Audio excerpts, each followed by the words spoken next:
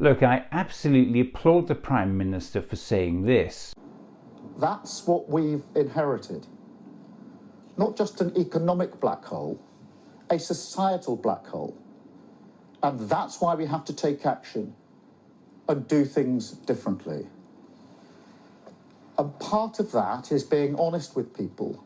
But how can honesty and a £22 billion black hole in the public finances, which will likely need to be filled with tax rises and cuts to public services, be spoken of in the same breath whilst refusing to publicly acknowledge this? The Centre for Economic Reform claims the government has lost out on £40 billion in taxes because of the damage done to the country's output by leaving the European Union. Now, of course, the pandemic and Russia's illegal war in Ukraine has had an impact on the UK's economy, as has rising energy prices.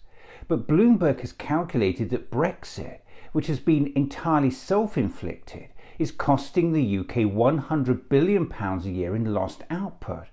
That's roughly £40 billion less for the new Labour government to invest in the UK. Just think about that. It's £40 billion less to invest in our hospitals and our schools and our public services that we all rely on. If we've now got a £22 billion black hole that needs to be filled with tax hikes and cuts to public services, why are we not talking about this? By almost every economic and financial measure, Brexit has been disastrous for the UK. Don't just take my word for this, just switch on a news channel. There were figures published just before Christmas, which you probably saw.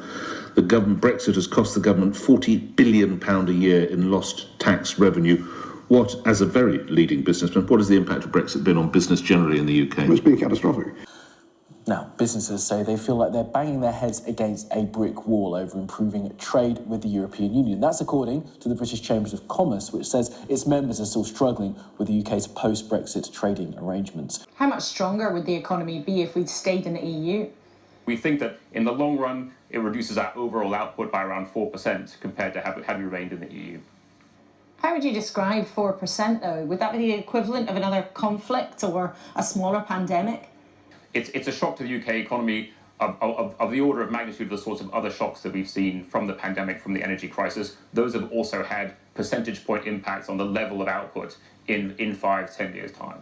What we've experienced over the last decade and more has been partly self-inflicted, without question. Brexit, without doubt, has made us poorer than we otherwise would have done. Farming is collapsing in Britain right now because of Brexit. But I'm joined by a particularly distinguished Professor of Economics at King's College London and former Chief Economist at the Cabinet Office, Jonathan Portes. The big evidence, I'm afraid, of the last 6 or 7 years is that things like uncertainty and the cost of Brexit actually have a more damaging impact on investment than the headline rate of corporation tax, because what the OBR says is we've now got pretty clear evidence that Brexit has reduced investment, and that's one of the reasons why the growth forecast going forward is so dismal. The UK economy as a whole has been permanently damaged by Brexit.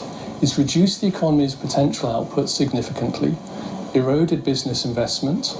I mean, look, if we hadn't had Brexit, we probably wouldn't be talking about an austerity budget this week.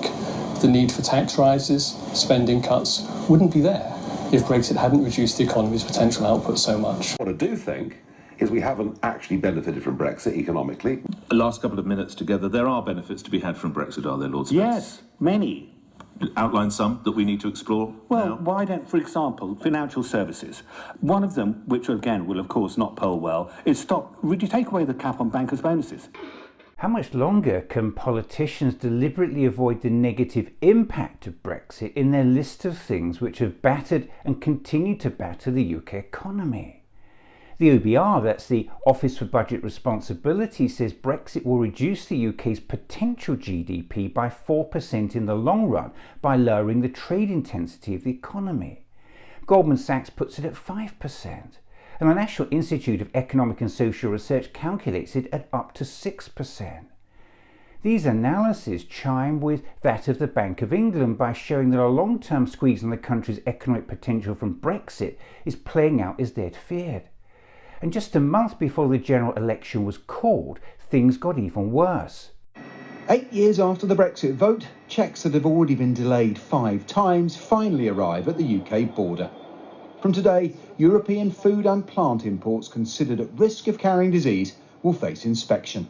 But industry says adding checks will increase food inflation by adding costs for importers and consumers. We think there's going to be £1 billion worth of extra cost put onto food coming through Dover Port alone. So restaurants, delicatessens, fish and chip shops could well be affected by what's currently happening today, and the consumer in the very near future will start to see some of those food products going up in price.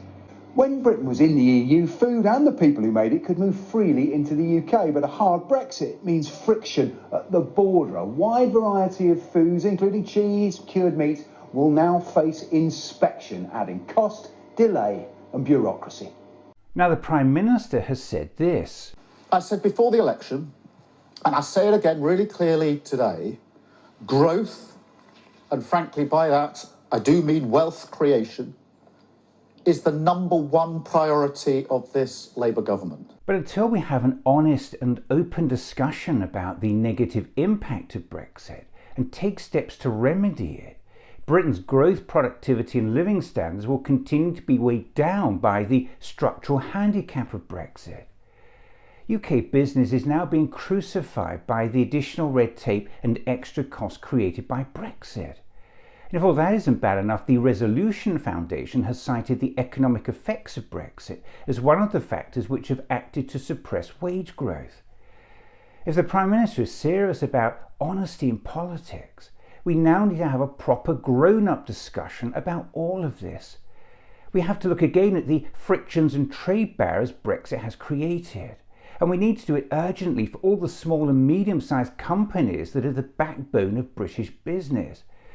They're trying to export to the EU, and because of the huge amount of paperwork, change in regulations and extra costs, many are giving up.